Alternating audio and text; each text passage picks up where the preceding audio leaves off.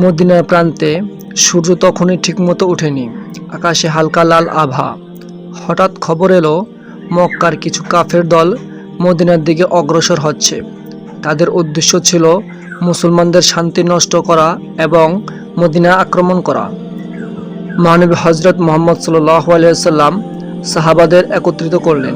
সাহাবাদের মধ্যে ছিল হযরত আবু বকর রাদিয়াল্লাহু তাআলা আনহু, হযরত ওমর রাদিয়াল্লাহু তাআলা আনহু, হযরত আলী রাদিয়াল্লাহু তাআলা আনহু এবং আরও অনেক বীর সাহাবী। সবার চোখে অটল বিশ্বাস আর অদম্য সাহস ছিল। মদিনার প্রান্তে এক ছোট পাহাড়ের কাছে তাঁবু ফেলে মুসলমানরা প্রস্তুতি নিচ্ছিল। হযরত আলী রাদিয়াল্লাহু তাআলা আনহু তরবারি ধার দিচ্ছিলেন। হযরত ওমর রাদিয়াল্লাহু তাআলা আনহু সাহাবাদের মনোবল চাঙ্গা করছিলেন।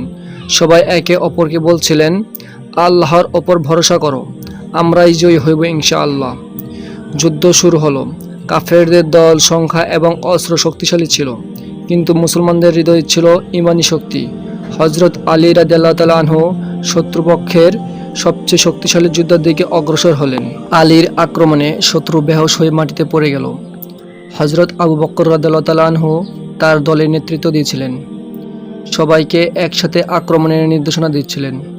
হযরত ওমর রাদিয়াল্লাহু তাআলা আনহু শত্রুদের ভয় দেখিয়ে বলছিলেন, যারা আল্লাহর বিরুদ্ধে দাঁড়ায় তাদের জন্য পরাজয় অবধারিত। যুদ্ধের এক পর্যায়ে আকাশ থেকে ধুলো উড়ল। শত্রুরা বুঝে উঠতে পারল না কোথা থেকে আক্রমণ আসছে। সাহাবারা দিক দিক থেকে একসাথে ঝাঁপিয়ে পড়ল। কিছুক্ষণের মধ্যে শত্রুরা পরাজয় মানতে বাধ্য হলো। যুদ্ধ শেষে মুসলমানরা একে অপরকে আলিঙ্গন করলো, সিজদায় পড়ে আল্লাহর কাছে শুকরিয়া আদায় করলো। সবার মুখে ছিল একটাই কথা, আল্লাহু আকবার, আল্লাহ আমাদের রক্ষা করেছেন। মদিনায় ফিরে এসে রাসূলুল্লাহ সাল্লাল্লাহু আলাইহি ওয়াসাল্লাম সবাইকে সান্ত্বনা দিলেন। আহতদের সেবা করা হলো।